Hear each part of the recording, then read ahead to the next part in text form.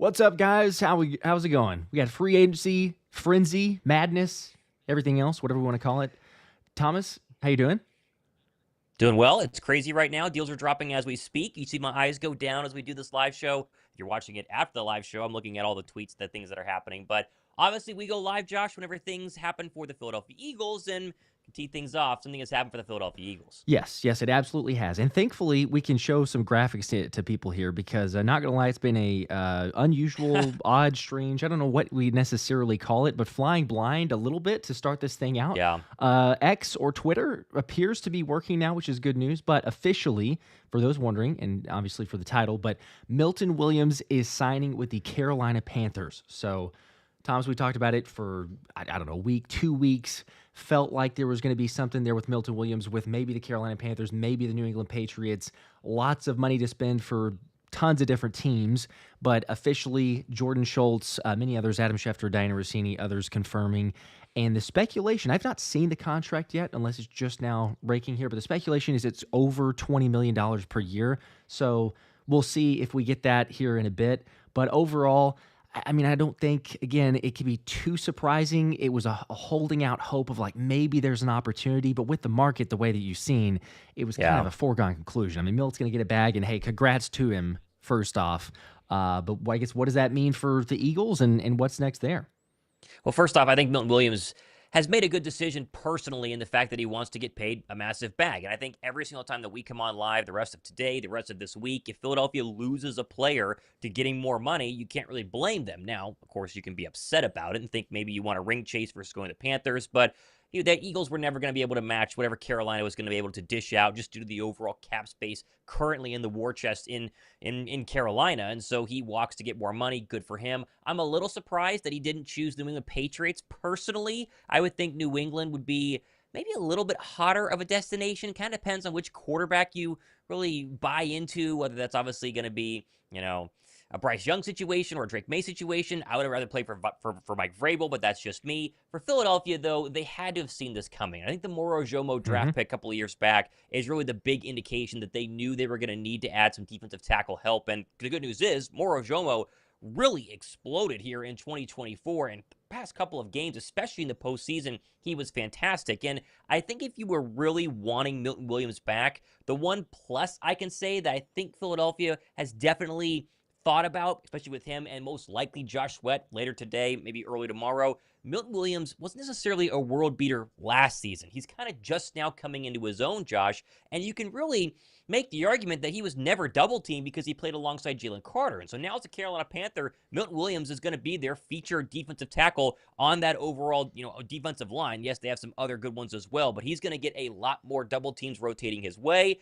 Hence, you do kind of wonder if he's going to be as productive. And so it's not a massive blow to the Philadelphia Eagles. I do wonder, though, and this is not just for defensive tackle, Josh, defensive end today at all. Obviously, they're not paying for Khalil Mack, $18 million a year to go back to the Chargers. Do they get somebody cheaper? Is it Von Miller? Is it somebody else? I'm really curious about the rest of the defensive line people they want to bring in, if possible, later today. Yes, yeah, it'll be interesting because it's weird. This whole, I mean, I guess the free agency, you never know what to expect anyway. But the way that this has shaken up is almost like X has gone today because we get some contracts that are like, Yeah. okay, that makes sense, and then others that are like, what on earth is going on? Whether it's like extreme paying a player or a very discounted deal, so you start to feel like, okay, you get a better idea of where's the league valuing certain positions, which ones are they reaching for? Are they paying a little bit more money? But I am curious to see where is that going to go with as far as the pass rushers, the edges, defensive tackles. Looks like it's crazy payment to begin with. But Milton Williams, hopefully a third round pick compensatory. We'll see. Once we get the contract details. Well, let me just say this quickly. Derek Brown is obviously a Carolina Panther, and so maybe, as I just argued, I'd rather go play with the New England Patriots. You'd rather play alongside Derek Brown to reduce the amount of double teams you get if you're Milton Williams. So maybe that makes sense. Also, who knows? a good point. Obviously, Yes. going to a Panthers organization that hopes to at least be better than they were in 2024. But this is not a surprise, Josh, and I'm expecting Josh Sweat to drop. We'll go live whenever that happens. I don't think Philadelphia's going to keep him either. And I think right now, as an Eagle fan, you have to trust that, A, Jalen Carter continues to become the best defensive tackle in the National Football League. B, Moro Ojomo turns into the Milton Williams in 2025 that he was in 2024. And C, and again, edge rusher here, they draft somebody at 32 or early on, obviously in round 2 or 3, later picks, maybe they move up. But you got to hope Jalen Hunt continues to take that next step forward in year 2, as Nolan Smith did from year 1 to year 2, to keep this defensive line as explosive and dangerous as we saw in Super Bowl 59. Yes. Yep. It looks like, okay, hold on here. We might have, this is always the strange part of, because it's legal tampering. It's not official signing, right? So we have till Wednesday. Let me see. I'll get this on the screen so everybody else can see it. There might be a bidding war. I got a notification here from Anthony DeBona, who posted this as well. So it might not be as official. Jordan Schultz broke it as being official. You see the first one on there. But then there's Michael Silver, who is saying, update, Williams is close to signing with the Panthers, but he has other options per Diana Rossini. So we'll see. Maybe it's an about face, last minute. He does go to the Patriots. It's a great point on both sides, I guess. But either way, look, Milton Williams is going to go to a certain team. If anything, for Philly, I mean, it's a positive in a sense of, look, you weren't going to pay him anyway. Bidding war. Yeah. It probably absolutely confirms that it'll be a third-round compensatory pick next season. So that's positive news as far as that goes. But he was always going to get his bag. The question, just becomes, like you were talking about, Thomas, is, he didn't have a lot of double teams. Depending on where he goes, maybe it's a similar type of scenario. But whichever team, if he ends up being the guy, then, can he keep up production? Can he be close to the type of production he's had if he's facing more of those double teams? And that's, you never know for sure. That's what everybody is gambling on. And the beauty and I guess the curse at the same time of free agency is no one really knows. Someone says, hey, what's their market value? It's whatever the team is that signs you. Like, some of the guys get crazy astronomical numbers and others don't. So assuming that it is the Carolina Panthers, they like what they saw and figured, hey, you know what? We're going to make him our guy. But we'll see. We'll officially, I don't know. This is always an odd time because it's not official until Wednesday, yet we're getting the reports of, like, he's signing with the Panthers. So who knows? I will say if all the reports were initially he's going to be a Panther and then they kind of backtrack a little bit there, that likely means he's going to be a Carolina Panther. I know the Frank Gore situation in Philadelphia many years ago was something that we all remember. Like, Frank Gore was going to be an Eagle, and then suddenly he was no longer an Eagle because he hadn't signed the deal officially, and there were some other things behind the scenes that made that deal fall through. But likely, I think it's going to be the Carolina Panthers. If not, there were other rumors that Arizona and obviously Jonathan Gannon, somebody familiar with Milton Williams, was very interested in upgrading that Cardinal defensive line. We've already talked about the New England Patriots and Mike Vrabel. They need a lot of defensive line help. Other teams that would make sense, there was a report earlier this morning from ESPN's Jeremy Fowler. The Washington Commanders could be interested in Milton Williams. However, they have recently signed Javon Kinlaw, the former San Francisco 49er, to a 3-year deal for a lot of money. And so it looks like Milton Williams and the Commander link is officially dead. I think we do have to sit back and hope that Commanders, who do have a lot of cap space right now, stay pretty quiet today and hope that other people like Josh Sweat don't end up going there. So another thing to watch. But I would say, if the reports early on are saying that it was going to be Milton Williams to the Carolina Panthers, it's probably going to stay that way. They just got to iron out some extra details on that contract. That's fair. Little signing bonus, what the exact guaranteed money, maybe some specifics there. Not too bad. A little negotiating. We'll hit us a couple of these super chats. Appreciate everybody in the chat as well. Tyler with a 20 bomb. I've got others as well I need to get to, but this one here, Milt leaving sucks, but it's equivalent to Armstead and Kerry Hyder next Nick Bosa for that 2020 Niners team. They looked like world beaters, but after they left, Nick Bosa wasn't productive. Not worried. Next man up for the Birds. Got a retweet here from Diana Rossini saying, other teams around the league, this is 1 minute ago, are showing strong interest in landing Milton Williams right now. So that would indicate that he is not officially a Carolina Panther after, and again, we hopped on here because Jordan Schultz of The Athletic, who's normally on top of these things, said that it was a done deal and then has since backtracked on it. So it looks like, Diana Rossini said, it is close. It is not done in terms of an update on the Carolina Panther situation and Milton Williams. So it is close, but it is not done. But he does have other options, and so I assume in the next couple of minutes, obviously maybe next couple of hours, we'll know officially where Milton Williams goes. But Carolina right now, leader in the clubhouse. Looks like the Patriots are number 2, potentially trying to throw a little extra money to lure him over there to New England. Yep. And again, you never know. Tyler's super chat, the comment there. For the Eagles, I don't think either of us are worried or concerned.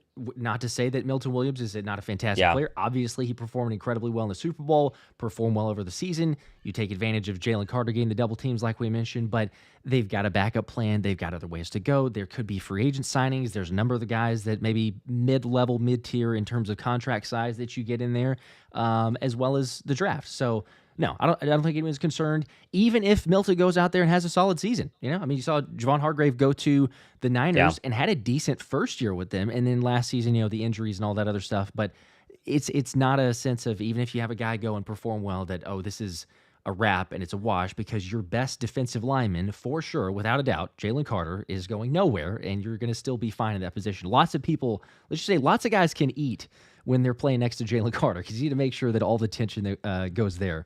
All right, real quickly, I'll get to some of these other super chats. We appreciate you guys always running through. Spilled Milk with a 2 was bound to happen. But anyways, Moro Ojomo time. I totally agree. Feels like it has to be. Moro Ojomo, I mean, for being a late day 3 draft pick 2 years ago out of Texas, made monumental strides here in year 2. And I talked to him last year, kind of around this time during the offseason period, is maybe like could you make a big jump this season? And he was saying that he could, and obviously you got to wait to see the actual performance on the field. He was very, very, very impressive. And Moro Ojomo, as we have continued to say, has the luxury of playing alongside Jalen Carter, meaning Moro Ojomo gets 0 double teams, literally his entire career, at least the rest of his rookie contract alongside Jalen Carter. And that's a massive thing for his overall production, but his confidence as well. If you're going into a matchup against the left guard of the Dallas Cowboys and you feel like you're going to beat him up if it's one-on-one, and then you get 99% of your snaps one-on-one against him, you win a couple of those, and obviously have a very productive day and hopefully a very productive season going into 2025. And so I don't think Milton Williams leaving, because we expected it, has a big impact on the Eagles, Josh. I do wonder who's that rotational guy behind Moro Ojomo. Thomas Booker is somebody we kept very close eye on during Eagles training camp. He was a big-time bubble player, kind of made it by the skin of his teeth. He is definitely flashed a little bit, played very well in the preseason, had limited snaps during the regular season. Is he the 2025 Moro Ojomo? Remains to be seen. Safe to say, though, a defensive tackle coming into Philadelphia, whether it's a free agent on a cheap one-year contract the next couple of hours or days, or in the NFL draft, is probably in the works right now for the Philadelphia Eagles. Yeah, you can never have too many guys in the trenches, especially for Howie Roseman, who said it's basically his personal kryptonite is that he can't ever have too many. So he's going to continue to draft, acquire, free agency, whatever. Yeah.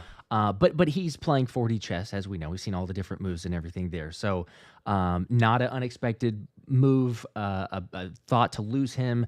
That was probably already guaranteed. They talked about him and Jeffrey Lurie getting the compensatory picks for next season, not being perhaps as aggressive. So lots of other pieces, things to get done. We're not going to get into it, obviously, for now. But, Isaiah Rodgers, there's rumors, there's lots of teams interested in him. Dallas Goedert, who knows what's going to go on there. We're going to get tons of breaking news, I'm sure, throughout the next several days and weeks. And it's chaos, but that's kind of what we get used to here. Mike with a 5 says, call me crazy, but I think Davis could have a breakout year. See, that's another point to bring up. Jordan Davis played well in the limited snaps, but they definitely took an approach of saying, hey, we're going to play you 12 to 15 snaps most of the time, somewhere in that range. Do you look at it and say, look, JD, we don't have a deal necessarily we're ready to get done, but this is your opportunity. We're going to ask a little bit more from you. You play a few more snaps. He got a sack, a fantastic one that we saw in the NFC Championship game, and I think people remember that one. But if JD could step up, absolutely. We're all for a JD breakout year. We're just kind of take it to the next level because he performed solid last season. Totally agree. I mean, and maybe he gets more snaps in terms of, just mentioned it, not 13 or 12. Maybe it's 27, 28 snaps a game. Obviously, cardio and fitness, being a man of his size, can be a little bit difficult there. But his pass rush moves have greatly improved. We saw that not just in the Super Bowl, Josh, saw in the NFC Championship game as well. And so maybe that's one of their solutions, along with Ojomo, along with Booker. Maybe they had a draft pick in. It all remains to be seen. Yep.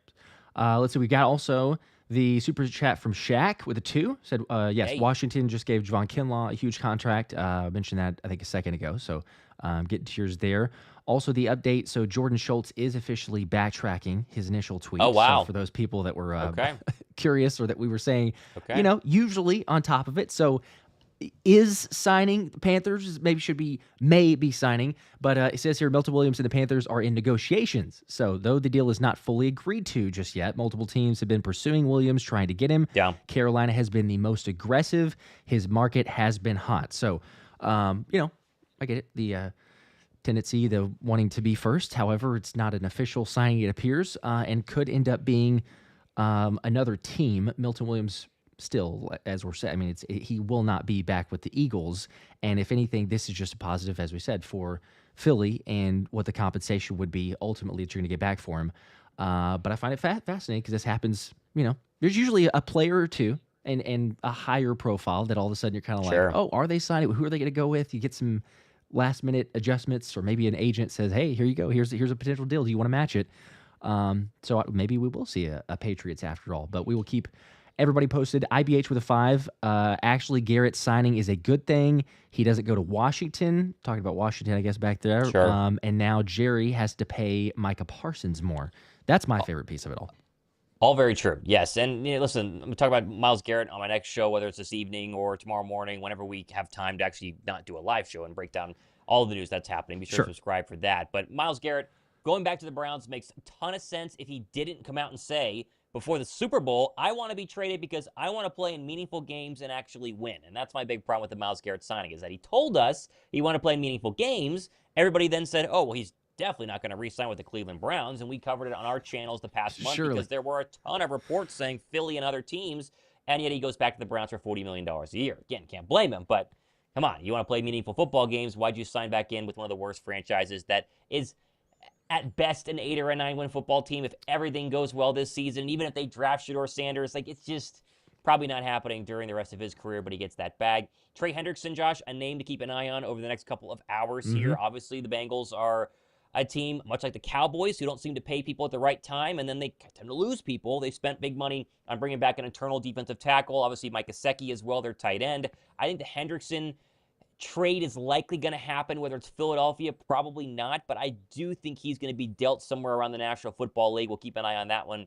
And I do think it's worth being said. No Mekhi Becton news, no Isaiah Rodgers news, Josh. It really feels like both of those players, the fact they didn't have a deal done in Philadelphia last night, are going to hit the open free agent market as they naturally have, being that it's 1:30 in the afternoon, and they're going to explore their options here. And so whether we get a Becton deal today or not, an Isaiah Rodgers deal today or not, it's going to happen the next couple of days, but likely right now, Becton is looking around at his options, see how much more money he can get elsewhere. Same with Isaiah Rodgers. They'll come back to Philadelphia, do some counter negotiations, and then they'll go ahead and decide where they want to play their football in 2025. Yes, and just, try to read the tea leaves. I will say that the cornerback market looks a little bit hotter than the potential of a Mekhi Becton. So if you had to choose between one of those two, the more likely, as much as we may not like it, it feels like an Isaiah Rodgers, go get your money. You could get a whole lot of options at a bunch of different teams, and there's certainly interest, which we've seen the reports and rumors there. Mekhi Becton, still going to have some interest, but you've seen some of these deals recently, and it's like, well, if you want to pay him, I don't know what, like a $7 million, $8 million range as a starting point, I don't think it's totally out of the question. That's probably a little bit low, but the market has not been as extreme, especially if you look at it and say, as there were reports, a week or two ago, saying that some teams that might be a little bit, I think John McMullen was one that saying a little bit detracting from their interest in Mekhi Becton because of the knee injury. It's his first year playing guard. Like, could he do that again? How much was Jeff Stoutland? He needed a little bit more of motivation from the Jets, just outside looking in and people saying that. So maybe the market's not quite as hot. We'll see. If I had to pick, it seems like it's in that direction more than the other one. CJ Deacon with a 10. Appreciate the 10 bomb there. Says thoughts on sources saying, actually good question here and good time. He says, saying no real talks on Becton and any chances we get a pass rusher like Trey from the Bengals, or we use the draft. Also, thank you all for the vids. Well, we appreciate all that. Just mentioned Becton. I think Becton, my guess is, Josh, Becton will be the lone free agent signing. I think a lot of signs are pointing to Isaiah Rodgers getting a lot more money in that red-hot cornerback market over the next couple of days. The Carolina Panthers potentially still interested in a cornerback right now. There are a lot of teams that have big bags who could throw a lot more money at Isaiah Rodgers. I think Becton comes back because of the fit, and Philadelphia does have $30 million around cap space. Oh, Yeah, we just got do it. you have something new? Yeah, we just got the news of Isaiah Rodgers, Schefter. Okay. So, what we're gonna do here, because as we do for people watching it back, getting the info and everything else, we're gonna wrap Yes. real quickly because this is obviously for Milton Williams. We're gonna start back up here in like 5 minutes. So, show back up. Isaiah Rodgers signing 2-year deal, $15 million with the Vikings. That is from Schefter. Wow. So, Okay. we'll be back in just a second. Appreciate you guys. For any news on Milton Williams, watch this one back and back in about 5 minutes. Go Birds. Yep.